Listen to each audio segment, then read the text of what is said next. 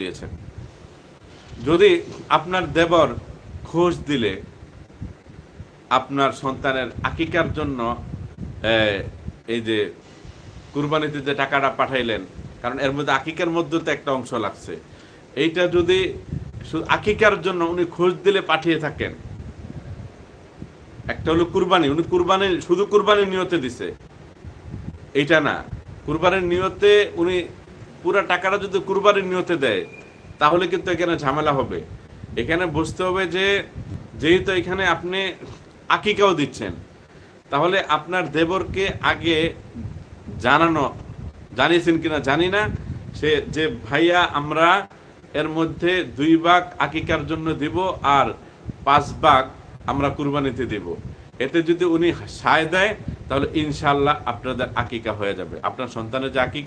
আকিকা হয়ে যাবে। তা আপনার মনে হয়তো এই প্রশ্ন যে